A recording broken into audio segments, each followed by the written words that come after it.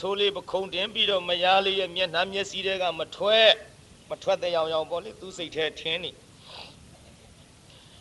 မယားလေးပြောတယ်အသံနာတွေကမထွက်တဲ့ရောင်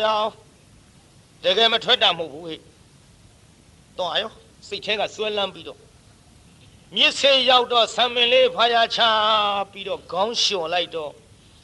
အမလေးမယားလေးမျက်နှာကရေစမှလေရေထဲမှာတုံပြုံနဲ့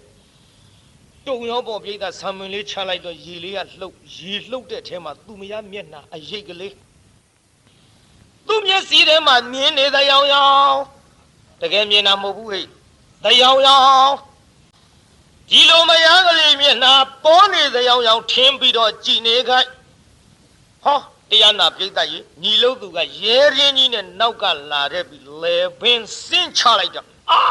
ဆိုကြသွားပြီမိမဆွဲလန်းတဲ့စိတ်နဲ့သေတော့ဟိုဘက်ဘာသွားဖြစ်တယ်လဲလို့ဆိုတော့တသမိန်ခေဟေအဲ့ဒီအိမ်သူမိမနဲ့သူညီရဲ့အိမ်မဟာဓမ္မနီဟုတ်တဝါနိဗ္ဗာတိထမွေလေးသွားဖြစ်ပြိတ္တကြီးဘာသွားဖြစ်တော့ထမွေလေးသွားဖြစ်တယ်ထမွေလေးသွားဖြစ်တော့လေတရားနာပြိတ္တကျွတ်တို့မွေရီးလေးပါမွေလေးတို့စားတဲ့မွေအထီးမှပါသလားဖေမမေးနဲ့မပါဘူးကျုပ်ဖာကျုပ်အထီးတက်ပေးတာဟိုဟာဆွဲလန်းဖြစ်မှတော့ဒါပဲဖြစ်မယ်မွေမဖြစ်နိုင်ဘူးကျန်းကန်ကမရေးပေသည်အတဲ့ပဲအဲ့ဒါလွဲချော်မနေနဲ့တော့မွေရီးလေးဖြစ်တော့ဒီမိမဆွဲလန်းမပြေတော့အိမ်ခေါင်လျောက်တဲ့မိမအိမ်အောင်ရောက်လာရင်ပက်လက်လှမ်းပြီးဖက်ကနေခွာချမိမခေါင်းပေါ်ကြလက်ကလေးနဲ့ထပ်ကန်ကြည့်အေးမလေးမွေဘာပြောကောင်းမလဲတရားနာပြေတအားခါထုတ်ထရံသွားကဟဲ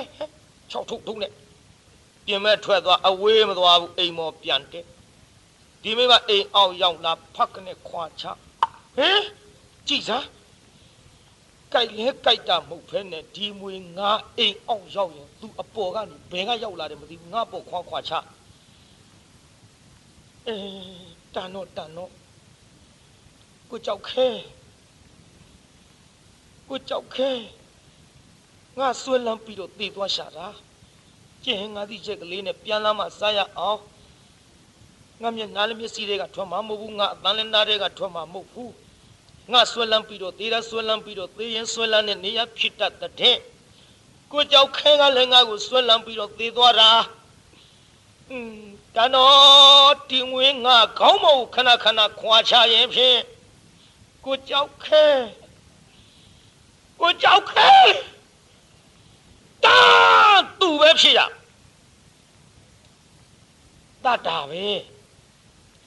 တတ်တာပဲတတ်တော့မွေဘဝတစ်ခါသေးရောဘယ်နှခါရှိပြီလို့မြိတ်သားလူဘဝတစ်ခါမွေဘဝတစ်ခါနှစ်ခါသေး